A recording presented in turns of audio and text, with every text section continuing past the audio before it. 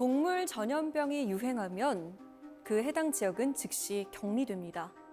여기에 그치지 않고 해당 지역과 인근 지역까지 살처분이 집행되죠. 과연 살아있는 동물을 죽이는 것 외에는 방법이 없는 걸까요? 이 불편한 진실에 의문을 품은 프로듀서가 있습니다. MBC 충북 김영수 프로듀서와 함께합니다.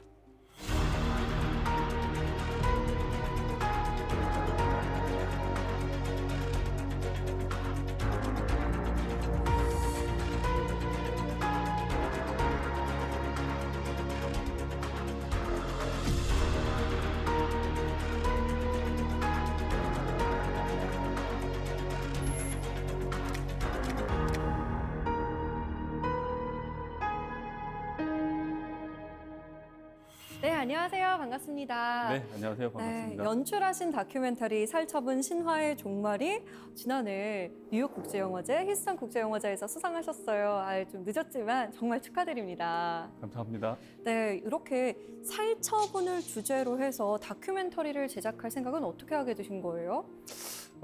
아무래도 지역에 있다 보니까 그런 뭐 농장이라든지 그 농촌 지역을 많이 보게 되잖아요.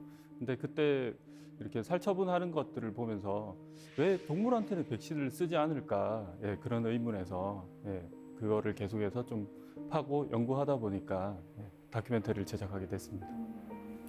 사실 인간과 동물은 감염병의 고통을 계속 함께하게 될 텐데요. 오늘 그것에 대해서 잘 한번 생각해보는 시간이 됐으면 좋겠습니다. 강연 잘 부탁드립니다.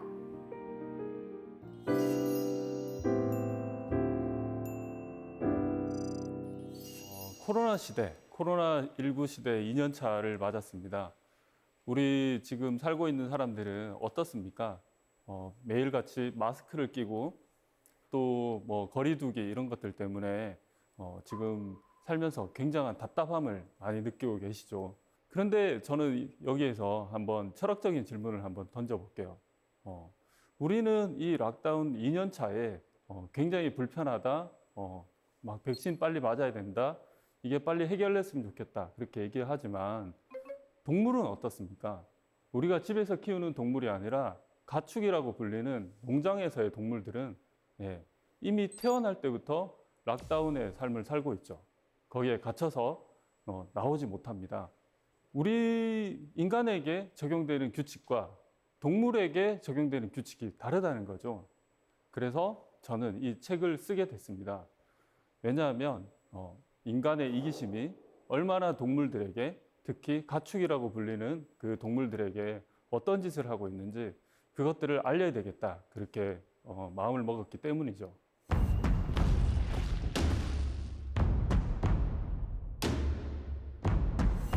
살처분이라고 뉴스에서 많이 들으셨을 거예요. 오늘도 인근 지역에서 예방적 살처분이 진행됐습니다. 엄청난 양의 가금류가 살처분되고 있습니다. 2만여 마리의 돼지가 살처분된 것으로 집계됐습니다. 대부분 뉴스에서 살처분 그렇게 얘기만 하지 이게 어떻게 진행이 되고 혹은 그냥 살처분 하나보다 그렇게 넘어가는 분들이 훨씬 많다는 거죠. 그런데 옆에서 그거를 지켜보기 시작하면 굉장히 잔인하고 정말 막 그 울음소리가 끊이지 않는 그런 정책이 살처분 정책입니다. 지금까지 1억 마리가 넘는 그런 동물들이 살처분이 되고 매년 살처분이 그렇게 이뤄지고 있지만 또 그 이슈는 바이러스가 지나가고 나면 잊혀지고 또 잊혀지고 사람들한테는 계속해서 잊혀지는 이 방역 정책이 살처분입니다.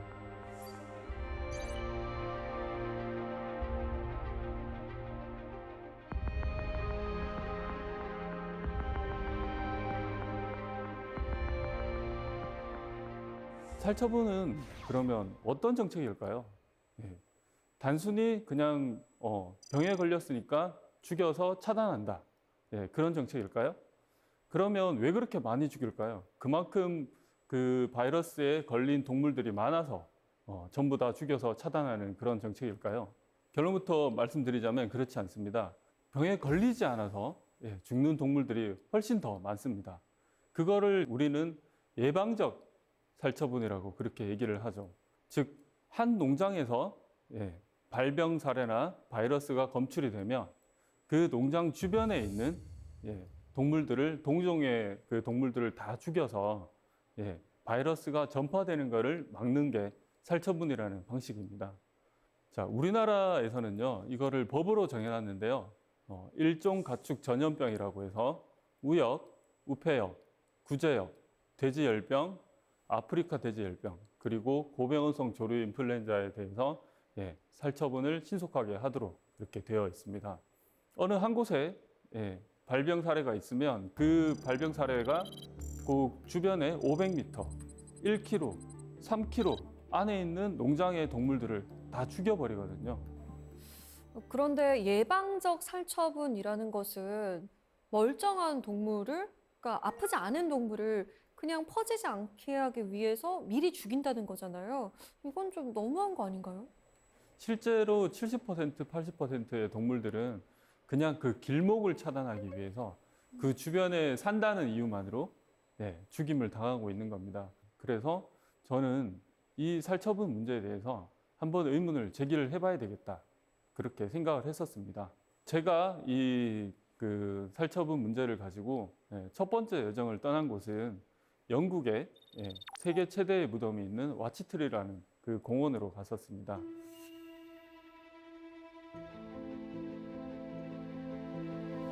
이곳은 그 런던에서 북서쪽으로 한 6시간, 8시간 정도 가면 있는 컴브리아라는 그 도시에 있는 공원인데요. 우리가 저곳을 알게 된 거는 2001년도 영국의 사례였습니다. 영국에서도 2001년도에 굉장히 이제 살처분이 많이 일어났습니다. 그때 구제역이 전국적으로 퍼져서 1000만 마리 이상의 살처분이 이루어졌다고 합니다. 구제역이라고 하는 것들은 그 바이러스의 특성상 굽이 있는 그런 동물들이 살처분이 되거든요. 그러면은 우리가 봤을 때 양이라든지 돼지라든지 소라든지 그렇게 축종이 좀 큰 그런 축종들이 살처분이 되는 거죠. 2001년도에 대번 지역에서 이렇게 퍼지고 난 이후에 그 북서부 지방까지 그 바이러스가 퍼지기까지 굉장히 빨리 걸렸습니다. 그러고 난 뒤에 영국 정부에서는 살처분 일변도의 정책으로 이걸 막으려고 했죠. 그 결과 지금 여기에 보이는 저 공원같이 굉장히 이렇게 정리정돈이 잘 된 저런 공원이 생겼습니다. 저 아래에는 50만 마리의 동물의 사체가 묻혀져 있습니다. 자, 세계 최대의 무덤이죠, 이곳이. 이 세계 최대의 무덤이 주는 교훈은 우리한테 뭘까요? 단순히 그냥 50만 마리가 묻혔어? 안 됐네? 그런 게 아니라 그 당시를 생생하게 기억하고 있는 분들을 저희가 만나보니까 하나의 정책으로 그렇게 갔을 때 어떤 대책도 없고 결국은 계속해서 죽일 수밖에 없는, 그러니까 지역 공동체가 붕괴되고 축산 산업이 붕괴되고 이렇게 하더라도 대책이 없더라는 거죠. 만일 저때 영국이 백신 정책을 좀 생각을 하고 있었다면 더 빨리 막을 수 있었겠죠. 그런데 영국이란 나라는 계속해서 백신이 아니라 살처분을 고집하는 그런 나라였습니다.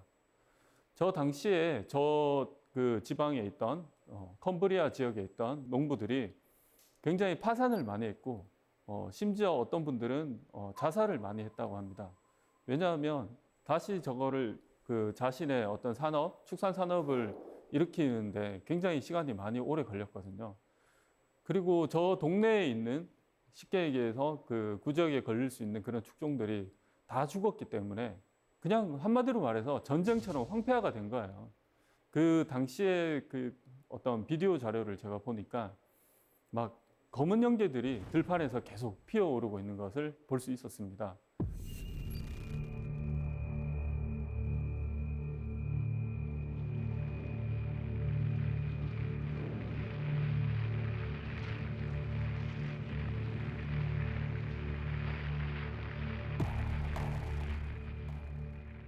이 살처분이라는 게 도대체 언제부터 시작이 됐을까? 그런 질문을 많이 받습니다. 16세기 정도부터 우역이라고 하는 그 소의 급성 질병이 돌기 시작했는데 그게 18세기에 들어서 유럽 전역에 퍼지게 됩니다. 근데 이 우역이라는 병은 치사율이 80% 이상, 90% 이상 소가 바로 죽어버리는 굉장히 무서운 질병이었습니다. 그래서 18세기에 로마에서 이거를 어떻게 해결하지? 고민하던 찰나에 조반니 마리아 란치시라고 하는 교황의 주치의, 그러니까 의사였습니다. 그래서 교황이 저분에게 이거를 어떻게 해결하지? 어떻게 해결해봐라 라고 미션을 주니까 계속해서 곰곰이 생각하다가 그 전까지는 이 소들을 어떻게 치료할까, 어떻게 살릴까, 그런 것들을 연구를 하다가 이 사람은 획기적으로 그런 생각을 하죠. 차라리 빨리 죽여서 길목을 차단하면 어떨까. 그게 살처분 정책의 시작입니다. 그렇게 로마에서 이게 길목 막기처럼 미리 죽여서 숙주를 죽여서 바이러스가 퍼지지 않도록 그렇게 만들기 시작하니까 이게 어느 정도 효과가 있는 거죠. 그래서 이 정책이 로마에서 시작돼서 그 다음에 영국으로 넘어갑니다. 영국에서는요, 이거를 국가가 이제 정책화시키고 시스템화시키는 그런 작업을 합니다. 그래서 이 살처분 정책의 시작은 로마였지만 이거를 시스템화시키고 국제 표준으로 만든 거는 영국이라는 나라의 어떤 그 함의가 숨어 있습니다. 사실 우역이라는 질병은 치사율이 굉장히 높아서 이것 때문에 국가의 기반이 흔들리고 존립이 흔들리기 때문에 이거는 빨리 막아야 된다. 그렇게 생각할 수 있겠죠. 그런데 지금 우리나라의 법을 봐도 우역 이외에도 구제역이라든지 조류인플루엔자라든지 또 작년에 우리나라에 상륙한 ASF라는 그런 질병에도 다 살처분이 표준이 됐습니다. 왜 다른 질병에도 살처분이 다 표준이 되었을까요?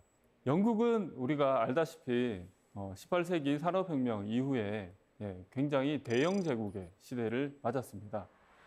그래서 전 세계 각국의 자기네들만의 식민지를 만들게 되죠. 거기에서 구제역이 돌면 영국은 거기에 가서 살처분이라는 것을 보여주는 겁니다. 거기에는 두 가지 함의가 있습니다. 첫 번째는 굉장히 잔인한 이 정책을 보여줌으로 인해서 본인들이 그 나라를 통제하기 좀 더 쉽게 그런 것들을 보여주고, 두 번째는 이 살처분을 통해서 구제역이 컨트롤 된다라는 게 한 번씩 보여줄 때마다 식민지 나라 그 국가 국민들이 저기는 뭔가 발전된 나라야 라는 그런 것들을 심어줄 수 있겠죠. 그 이후에 이제 20세기가 돼서 백신이 개발되기 시작합니다. 그러면 백신을 쓰면 되지 않냐 그렇게 생각할 수도 있지만 그 이후에도 영국은 아니야, 계속 살처분을 해야 돼. 그러면서 청정국 지위라고 하는 저지위를 부여하게 됩니다. 저게 뭐냐 하면 청정국은 백신을 쓰지 않고 살처분만으로 구제역을 컨트롤하는 국가, 그거를 우리가 흔히 청정국이라고 하죠.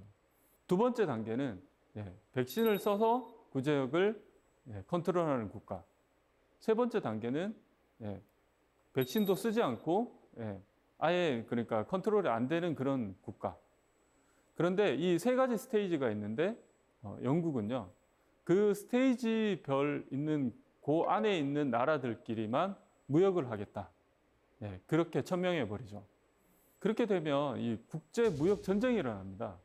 왜냐하면 고기라든지 살아있는 뭐 가축이라든지 이런 것들이 영국이 그 당시만 해도 굉장히 큰 손이었기 때문에 그 다른 나라에서 영국에 팔려고 하면 자기네들이 살처분을 해야 팔 수 있는 거죠. 미국 같은 나라도 거기에서 기른 가축들을 구제역이 돌았을 때 살처분을 해야 영국하고 무역을 할 수 있는 그런 지위를 부여해 줍니다. 중국은 백신을 쓰고 있는데 영국은 백신을 쓰지 않잖아요. 그는 중국의 값싼 어떤 그런 농산물이나 고기라든지 이런 것들이 영국에 못 들어오도록 막을 수 있는 법을 만들어 버린 거죠. 그래서 영국은 이렇게 철저하게 국제 무역에서 우위를 점하기 위해서 이 살처분 정책을 이용하기 시작합니다. 그 배경에는 옛날부터 갖고 있던 어떤 영국 귀족들의 혈통종 사랑 이런 것들이 있습니다. 영국은 옛날부터 강수량도 풍부하고 풀이 잘 자라고 그 기후 조건이 좋아서 저렇게 좋은 혈통종을 기르기에 좋은 나라였습니다. 제가 갔던 저곳은 킹턴쇼라고 하는 영국의 축산 박람회인데요. 저기에서 여전히 영국의 원래 고유에 있었던 그런 혈통종을 뽐내는 박람회가 열리고 있었는데요. 저기에서 만났던 사람들에게 인터뷰를 해보면 전부 다 대부분 자기가 기르고 있는 가축에 대해서 엄청난 자부심을 갖고 있었습니다. 그런데 이 혈통종 사랑이 사실은 또 살처분에 영향을 미치기 시작합니다. 예전에 대영 제국 시절에 식민지에서 여러 그 축종이 들어오겠죠. 그러면 영국은 원래 키우던 혈통종이 있었고 그 혈통종들은 대부분 귀족이 키웠습니다. 한마디로 말해서 파워가 있는 사람들이 키웠겠죠. 그 귀족들이 식민지나 다른 나라에서 들어온 그런 동물을 보면서 어떤 생각을 했겠습니까? 내가 키우는 것보다 저게 더 나으면 안 되는데 뭔가 계급을 지으려고 그렇게 했겠죠. 그런데 그때 구제역이 돌기 시작하니까 그러면은 우리는 살처분하지 말고 외국에서 들어온 다른 종은 다 죽여서 좀 이 병을 좀 막았으면 좋겠네. 왜? 그 귀족들은 당시에 법을 만들고 그 사회를 어떻게 이루는 그런 사람들이었기 때문에 그게 가능했죠. 그게 바로 박멸주의라고 하는 겁니다. 다른 말로 섬나라 마인드라고 또 그렇게 얘기하기도 하는데 외국에서 들어오는 모든 바이러스라든지 뭐 그런 것들을 다 박멸하자, 없애자. 그래서 무관용의 원칙으로 대응하자. 그게 섬나라 마인드의 박멸주의입니다. 그러면 영국은 이런 마인드를 갖고 있는데 다른 나라는 어떨까요? 대륙국가, 네덜란드, 프랑스, 독일 그런 이제 서유럽의 대륙국가들은 좀 영국과 다른 어떤 생각을 갖고 있었습니다. 저는 네덜란드를 취재를 갔었는데 지금 보이는 저 농장에 가니까 농부가 굉장히 이렇게 시스템을 잘 만들어 놓고 있더라고요.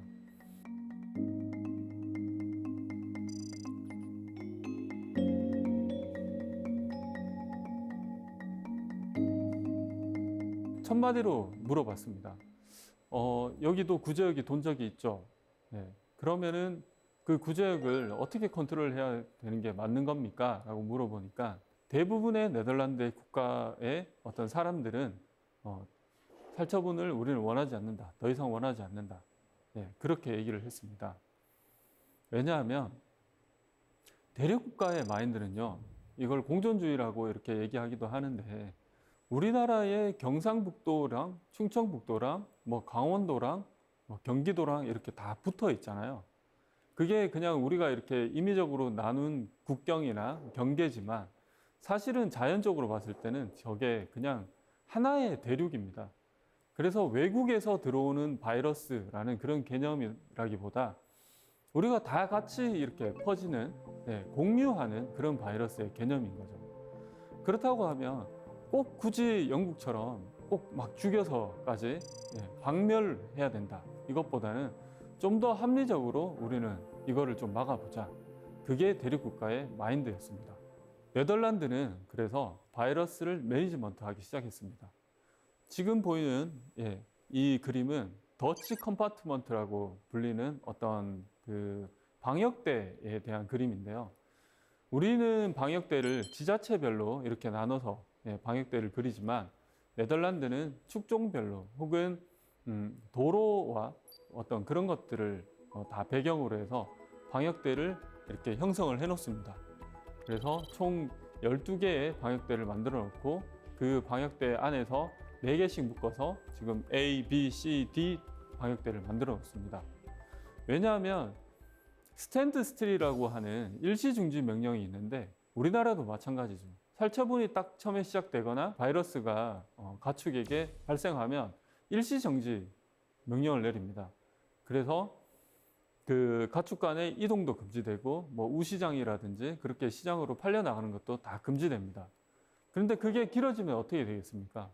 사료값은 계속 들어가고 축산 농가는 힘들어질 수밖에 없겠죠. 그리고 소비자한테는 그 고기값이 계속 올라갈 수밖에 없을 겁니다. 그래서 네덜란드는 A 지역에서 만일 발생을 했다.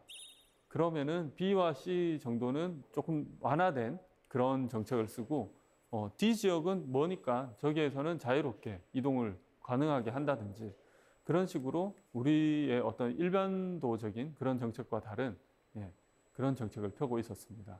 제가 네덜란드에 가서 더 놀란 점은요.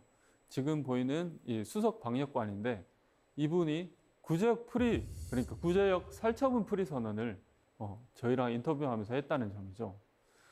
되게 영국에 갔다 와서 아직까지 살처분이 대세구나라고 느꼈는데 네덜란드에서 만난 수석 방역관이 아닙니다. 저희는요 구제역을 더 이상 살처분하지 않겠습니다. 어떻게 그게 가능해요?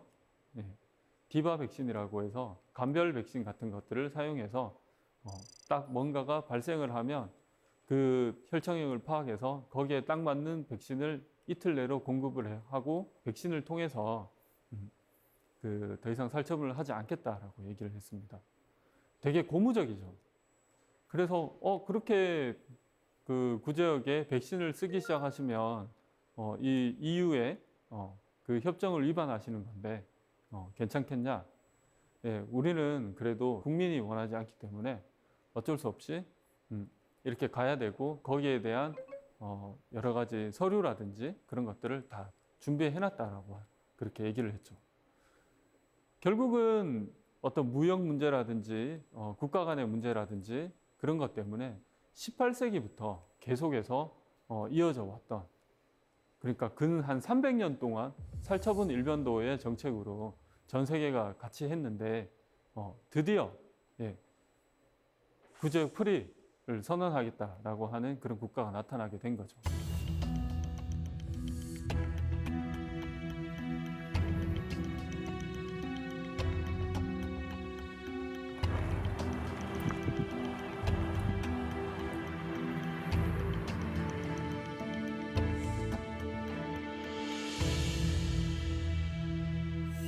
네덜란드처럼 저렇게 고무적인 일이 일어나고 있을 때, 자, 우리나라의 상황을 한번 살펴보죠. 자, 우리나라에서는 2010년도, 11년도에 굉장히 큰 구제역 파동이 있었습니다. 그 당시에 정말 수천만 마리 그 살처분이 됐었죠. 안동에서 시작된 이 구제역이 걷잡을 수 없이 전국으로 이렇게 퍼져나가니까 한국에서도 나중에는 이제 두 손 두 발 다 들었다. 우리도 백신 접종을 하자. 그렇게 얘기가 나왔고 결국은 우리나라도 청정국 지위를 포기하고 백신을 접종하는 나라가 됐습니다. 그 이후에 어떻게 됐을까요? 2018년도에 제가 취재를 하면서 농림축산식품부에 담당하시는 분을 만나서 인터뷰를 하니까 구제역은 컨트롤이 지금 잘 되고 있다라고 얘기를 하셨습니다. 그러니까 굳이 우리가 그 청정국 지위를 그렇게 막 잡으려고 옛날에 그렇게 막 많이 죽이고 그렇게 어려운 그 방역을 할 필요가 없었던 거죠. 그 당시에 우리의 이기심이라든지 그 당시에 우리가 가졌던 고정관념을 조금만 버렸으면 좀 더 빨리 그 구제역을 막을 수도 있었던 게 아닐까 저는 그렇게 생각합니다. 여하튼 이 백신에 대해서는 여러 가지 스테레오타입이 있고 그런 것들 때문에 이 백신이 늦어지는 자꾸 그런 경향을 보입니다. 왜냐하면요. 여기 보이는 것처럼 깨끗한 고기의 딜레마가 있었습니다. 당시에 백신을 도입을 하겠다라고 하니까 어떤 얘기들이 나왔냐 하면 백신 맞은 고기를 누가 먹어? 라고 현장에서 얘기하기 시작한 거죠. 농민분들이나 또 뭐 일부 어떤 뭐 수의사분들이나 그런 분들이 이 백신 맞은 고기의 안전성 문제를 갖고 들고 나온 겁니다. 자, 어떻습니까? 지금 우리 코로나 백신에 지금 접종을 앞두고 그리고 뭐 접종을 지금 하고 있으면서 지금 나오고 있는 우리가 갖고 있는 딜레마랑 되게 비슷하죠. 그런데 우리는 딜레마를 갖고 있지만 그래도 대부분은 이 코로나 종식을 기원하면서 백신을 맞아야 되지 않을까라고 생각을 합니다. 그런데 왜 동물들은, 가축들은 백신을 맞으면 안 될까요? 그거는 왜냐하면 우리가 먹는 고기라고 생각을 한다는 겁니다. 즉, 비가시성의 세계에 살고 있다라고 하는 그것 때문에 우리가 보지 못하는 농촌에서 일어나는 그런 일들이기 때문에 나는 몰라. 나는 깨끗한 고기를 먹고 싶어. 나는 안전한 고기를 먹고 싶어. 계속해서 이런 주장만 계속 하게 된다면 그 생명들, 그 수많은 생명들, 따뜻한 피가 돌고 숨을 쉬고 있는 그런 가축이라고 불리는 생명, 그 동물들은 죽어야 될 수밖에 없는, 죽는 정책 하나밖에 없는 거죠.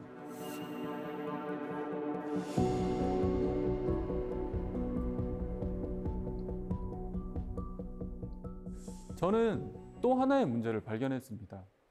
자, 2003년도에 사스라고 하는 지금 코로나랑 비슷한 계열의 바이러스가 홍콩에서 발병을 했죠. 그래서 전 세계적으로 갑자기 퍼졌습니다. 그 당시 우리 언론의 기사를 보면요, 괴질이라는 그런 말을 붙입니다. 괴질, 괴상한 질병, 되게 공포스럽죠. 그러면서 97년도에 홍콩에서 인간 감염 사례가 있었던 조류 인플루엔자가 아닐까라는 추측 보도를 하게 됩니다. 그러면서 조류 인플루엔자는 우리 사회에서요, 굉장히 위험한 질병으로 인식되기 시작했습니다. 2008년도에 이런 기사가 나왔습니다. 서울도 침공당했다. 서울도 뚫렸다. 그런 기사가 나오죠. 아마 광진구청에 관상용으로 키우던 거기에 조류들을 검사를 해보니까 그 조류 인플루엔자, 고병원성 조류 인플루엔자가 나왔다라는 어떤 그런 발표가 있었죠. 그때 그 발표를 하자마자 언론에서 때로 달려들어서 서울 침공설을 이제 펴기 시작합니다. 그 다음에는 광진구에서 그렇게 발생을 하니까 어디에 있는 조류들이 제일 많이 죽었겠습니까? 서울 안에 조류가 있는 곳이 어디죠? 동물원이죠. 그래서 어린이 대공원에 있는 거기에 있는 조류들, 가금류라고 하는 그 조류들이 살처분 당합니다. 또 그것도 그대로 뉴스로 나가죠. 그거를 접한 어린아이들은 어떤 마음이었을까요? 굉장히 무섭지 않았겠습니까? 특히 어린이랑 이렇게 연관이 돼서 거기에서 고병원성 조류 인플루엔자에 대한 어떤 스테레오타입, 그런 것들이, 오해, 이런 것들이 생기기 시작합니다. 자, 고병원성 조류 인플루엔자, 그러면은 살처분만 해야 되나? 그런 질문을 할 수 있습니다. 구제역은 이미 백신이 있어서 우리나라도 마치고 있다라고 하고, 그럼 고병원성 조류 인플루엔자는 어떻습니까? 백신이 있다, 없다 라고 봤을 때 결론적으로 말씀드리면 백신이 있습니다. 저 백신은요, 홍콩에서 찍은 이제 중국산 백신입니다. 고병원성 조류 인플루엔자가 주로 발병하고 시작되는 곳이 홍콩의 구룡반도의 그 북서쪽에 있는 어떤 큰 호수가 있는데 거기에 있는 물오리에서 가장 최초 발병이라든지 그런 것들이 일어나는데, 홍콩은 계속해서 그 철새들이 이동하기도 하고, 또 그 북쪽에 메인랜드라고 하는 중국 본토에 있는 그런 그 가금류들이 살아있는 채로 홍콩으로 들어오는 나라입니다. 홍콩 같은 경우에는 거의 매년 그 위험에 노출되어 있는 거죠. 그래서 지금 보이는 세계 식량기구의 그 심스 레스 박사라고 하는 이 심스 박사님이 파견을 오게 됩니다. 그래서 홍콩에서 새로운 도전을 하게 되죠. 홍콩은 그러면 우리는 고병원성 조류 인플루엔자에 대해서 백신 정책을 쓰자. 백신으로 막아보자. 그렇게 해서 홍콩은 지금까지 인체 감염 사례 없이 백신을 통해서 2008년도 부터 시작해서 계속해서 그 고병원성 조류 인플루엔자를 백신으로 잘 막고 있습니다. 그러면은 우리는 이 고병원성 조류 인플루엔자가 사람에게 얼마나 치명적인가, 그런 것들을 한번 논의해 봐야 되겠죠. 왜냐하면 우리나라에서 고병원성 조류인플루엔자 백신, 홍콩도 있고, 백신이 이미 다 있는데 왜 쓰지 않지? 라고 물었을 때 방역당국에서 얘기하는 어떤 근거들은 조류인플루엔자가 인수공통 감염병이기 때문이라고 얘기합니다. 자, 말은 어려워 보이지만 인수공통 감염병이라고 하는 거는 코로나랑 마찬가지로 인간과 짐승, 그러니까 동물 간의 종간의 장벽을 허물고 바이러스가 함께 걸리는, 그러니까 동물의 바이러스가 인간한테 옮고 또 인간의 바이러스가 동물한테 옮는 그런 바이러스라는 점이죠. 그래서 이 인수공통 감염병은 사실 우리 인류 사회에 있어 갖고 굉장히 어떤 위협적인 요소로 계속해서 생각되어 오고 있었습니다. 그러면은 고병원성 조류인플루엔자도 인수공통 감염병이네, 되게 위험한 병이네. 그러면은 백신보다 우리가 살처분하는 게 더 깔끔하지 않겠어요? 라고 그렇게 반문해 볼 수 있죠. 자, 고병원성 조류인플루엔자가 얼마나 치명적인 병인가를 알아보겠습니다.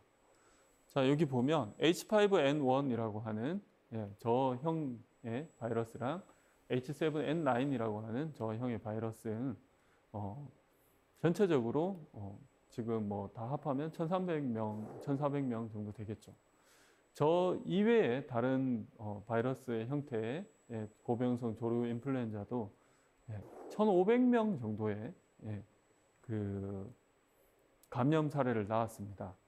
이때까지 18년 동안 1,500명 정도의 감염 사례가 있는 거죠. 그러면은 매년 100명이 안 되는 이제 인체 감염 사례, 그러니까 사람이 감염된 사례가 있었고요.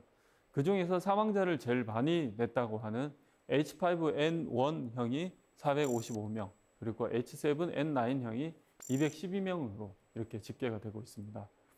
자, 하루에 미국 같은 경우에 지금 코로나로 하루에 1,000명 이상이 사망하는 그런 시대에 이 수치는 어떻습니까? 단순히 우리가 치명률을 비교를 하면 50%가 넘는 치명률이지만 생각보다 감염이 사람에게 많이 일어나지 않는다는 거죠. 그래서 세계보건기구에서는 고병원성 조류인플루엔자를 일반적으로 사람에게 감염되지 않는 병, 하지만 팬데믹이 될 수도 있는 가능성이 있는 그런 질병, 이 정도로 명명해 놓고 있습니다. 우리는요, 이 고병원성이라는 이 이름에서 굉장히 오해를 많이 합니다. 자, 고병원성 조류인플루엔자라는 이 이름, 그 고병원성이 누구한테 고병원성인가, 그거를 따져봐야 됩니다. 우리는 고병원성이라고 하니까 뭔가 인간에게 고병원성이고 굉장히 해를 끼칠 수 있는 그런 바이러스라고 생각할 수 있습니다. 하지만 고병원성이라고 하는 이 이름은요, 닭에게 고병원성이라는 그런 뜻입니다.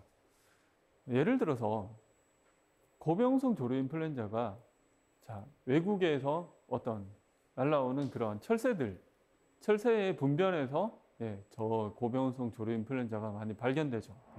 그러면 철새가 고병원성이라서 굉장히 많이 아프면 어떻게 그 먼 거리를 우리나라까지 날아올 수 있죠?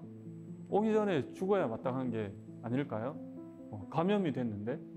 그런데 철새라든지 뭐 물오리라든지 또 오리라든지 이런 가금류는 저 바이러스를 몸에 갖고 있어도 그렇게 치사율이 많이 높지 않습니다.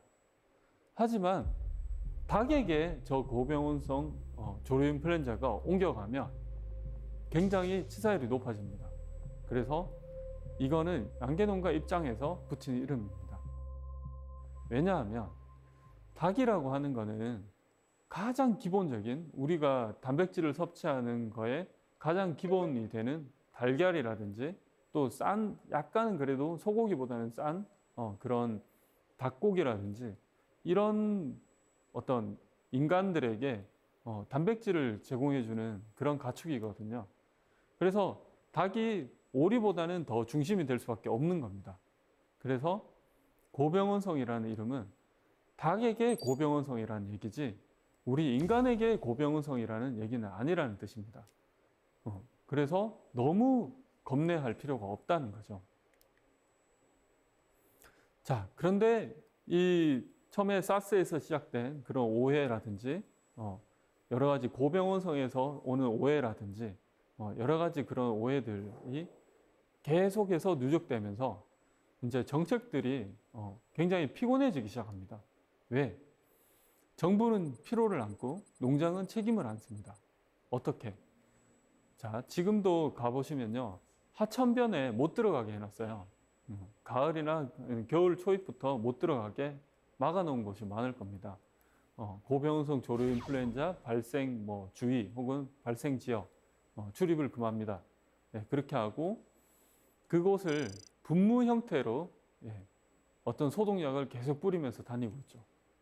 그런데 그 분무 형태의 소독약이 고병원성 조류 인플루엔자를 막는다 혹은 그게 효과가 있다 그런 거에 대한 사실 연구 논문이라든지 그런 결론이라든지 그런 거에 대해서 저는 아직까지 찾아보지 못했습니다. 그렇지만 정부 입장에서는요, 우리 국민들을 지키기 위해서 그 조류 인플루엔자 분변에서 우리가 그걸 많이 잘못 밟아서 또 닭을 키우는 사람을 만났는데 그 사람이 그 똥을 밟게 되고 그 바이러스가 옮겨가고 그런 확률 그런 것조차도 다 떠안아야 되는 게 정부인 거죠. 왜? 국민들이 무서워하니까. 두 번째는 농장은요 더 심합니다. 자, 조류 인플루엔자가 발생하면요 그 농장은 사실 피해자예요. 그런데 모든 책임은 그 사람이 뭔가 잘못한 것처럼 그렇게 떠안고 가는 게 그 지금의 현실입니다. 제가 그 석사 논문을 쓸 때 이 조류 인플루엔자에 관련된 정부와 지자체와 그런 백서라는 게 있는데 그 백서를 분석을 해봤더니 이게 정부에서는 지자체와 농장의 어떤 그 방역이 미흡해서 이렇게 된 것 같다. 그러니까 됐다라고 절대 얘기하지 않습니다. 동물은 말이었기 때문에. 그렇지만 된 것 같다. 그러면 지자체는 어떻게 나올까요? 농장주의 어떤 그 좀 떨어지는 방역 의식 때문에 이게 퍼진 것 같다. 같다라고 이렇게 나오죠. 결국 농장은요, 방역에 대한 책임을 다 안고 본인이 가야 되고, 겨울이 되면 농장주들은 축종을 가릴 게 없이 그 문을 걸어 잠그고 나오지 않습니다. 결국 이렇게 문을 걸어 잠그고 서로 보지 않는다고 하는 거는 농촌 공동체가 다 무너져 버리는 거죠. 우리가 알고 지냈던 농촌에서 서로 정을 나누고 만나서 밥을 같이 먹고 인사하고 하는 그런 농촌의 그 따뜻한 그런 공동체들이 무너지기 시작하는 겁니다. 자, 그렇다면 조류 인플루엔자 지금 구제역은 그래도 백신이 나왔다고 했죠. 그래서 그걸로 우리는 컨트롤하고 있다고 합니다. 그럼 고병원성 조류 인플루엔자는 아직도 우리는 살처분 일변도 정책을 쓰고 있습니다. 자, 2020년, 2021년 요 사이에 조류 인플루엔자가 발병을 했죠. 가장 단시간 내에 3천만 마리 이상을 살처분했다고 합니다. 그래서 엄청나게 반발을 많이 했고, 이번에는 정부가 아예 처음부터 3km 이내에 있는 그냥 처음에 500m, 1km, 3km 이렇게 방역대를 형성하는 게 아니고 발병 지역 3km 안에 있는 거를 그냥 빨리 다 죽여 라고 해서 굉장히 논란이 많이 됐습니다. 결국은 농민단체라든지 많은 곳에서 반대를 해서 지금은 조금 그게 완화된 걸로 알고 있습니다. 자, 그러면요, 한국에도 백신이 있을까? 아까 홍콩에 있다고 했는데, 그리고 중국도 맞힌다고 하고 인도네시아에도 백신을 맞히는 그런 국가라고 합니다. 근데 왜 우리는 백신을 안 쓸까? 백신이 없어서 안 쓰나? 결론부터 말씀드리자면 한국에는요, 항원뱅크라고 해서 여러 가지 고병원성 조류 인플루엔자의 그 여러 형이 있는데, 바이러스 형질이 있는데 그 항원들을 갖고 있는 항원뱅크가 있습니다. 코로나를 겪어보니까 우리나라의 바이오 산업이 굉장하다는 거 많이 느끼시죠? 우리는 그런 항원뱅크를 갖고 있으면요, 언제든지 굉장히 빨리 조류 인플루엔자 백신을 제작을 해서 유통을 하고 마칠 수 있습니다. 그럼에도 불구하고 우리나라에서는 아직까지 백신을 쓰지 않죠. 왜냐하면 가보지 않은 길이기 때문에. 예. 그래서 훨씬 더 고비용인, 예. 닭 한 마리를 살처분하는데 거의 한 10,000원 정도가 든다라고 합니다. 백신은 뭐 몇백 원이면, 예, 그렇게 막을 수 있다라고 하죠.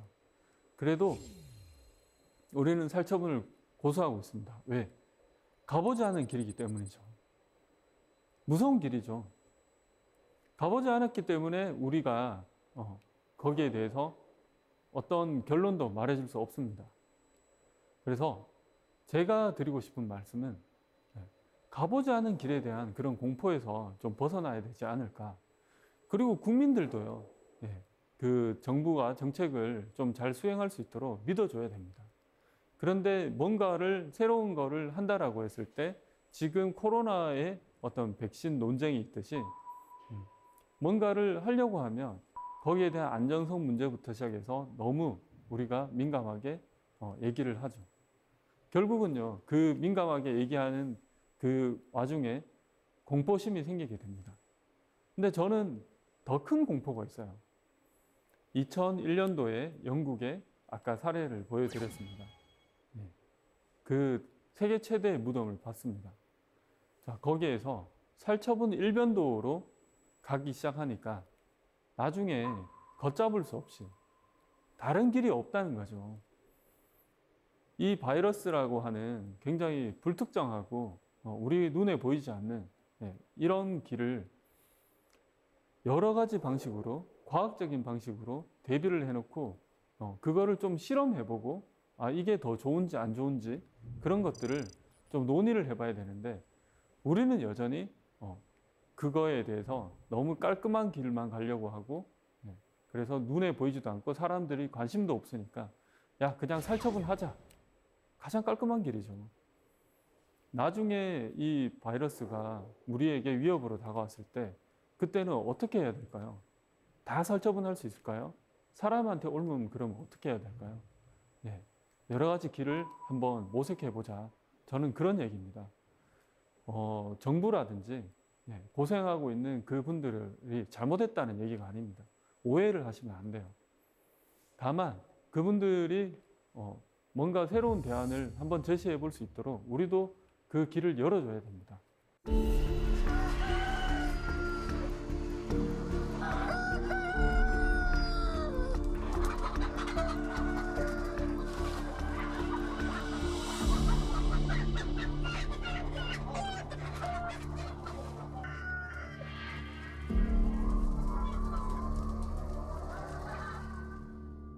이 살처분 현장에 갔던 제 공저자이신 임종웅 회장이 그런 얘기를 했습니다.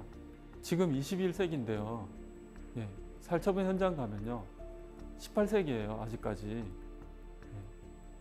이게 말이 되는 겁니까? 지금 이렇게 스마트폰 쓰고 우리 과학이 이렇게 많이 발전됐는데 거기 가면요. 그냥 18세기예요. 300년 전인지 지금 내가 21세기에 살고 있는지 잘 모르겠어요. 그런 얘기를 하십니다. 그렇죠. 우리가 하나의 방법만 고수하면 300년 전의 방법을 계속해서 쓸 수밖에 없습니다. 자, 코로나 시대 다 겪어봤잖아요. 그러면은 동물에게도 우리는 어떤 마음을 가지고 어떤 방역을 해야 될지, 우리가 계속 18세기에 머물러 있는 게 과연 정당한 일일까? 거기에 대해서 한번 의문을 가지고 싶습니다. 그리고 여러분들도 거기에 대해서 생각 한번 해보시길 바랍니다. 긴 시간 강연 들어주셔서 감사합니다.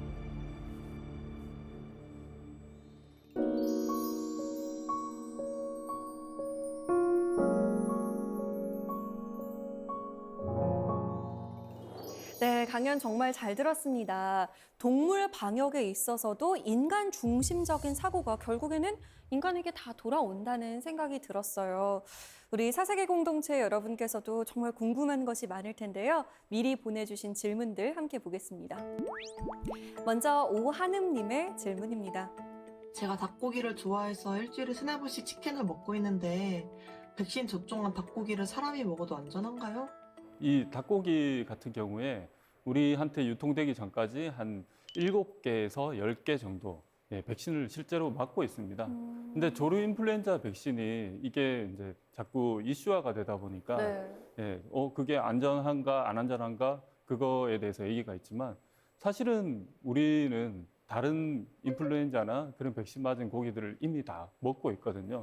근데 거기에 대해서 지금 뭔가 뭐 부작용이라든지 뭐 안 좋은 사례나 이런 게 나온 그런 사례들이 없지 않습니까? 그것처럼 지금도 다른 나라에서 이 백신 접종을 하고 있고 또 항원이라는 게 그냥 나중에 면역력만 생기는 거지 나중에 그 백신 안에 있던 그런 것들이 다 빠져나가기 때문에 안전하다고 그렇게 얘기를 하십니다. 다음 질문 보겠습니다.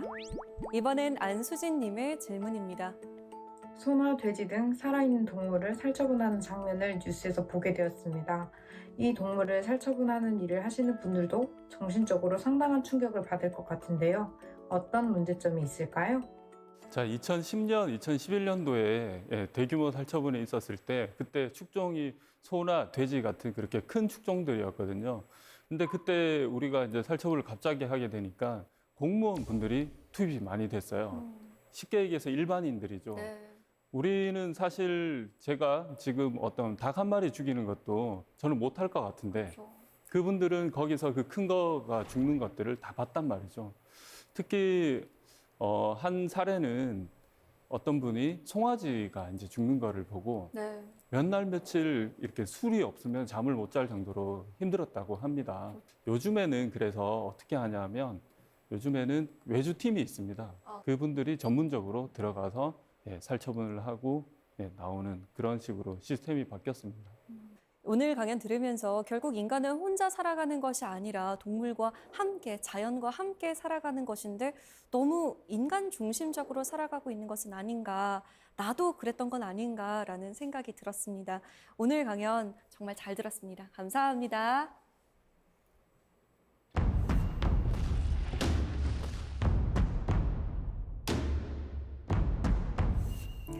나는 누구일까요?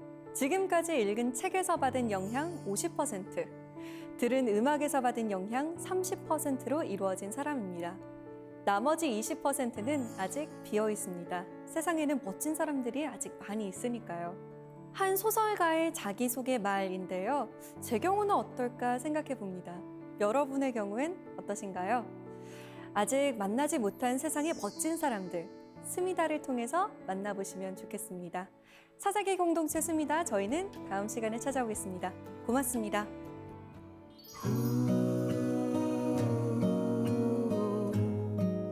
I know that you have given your all. Just staying beside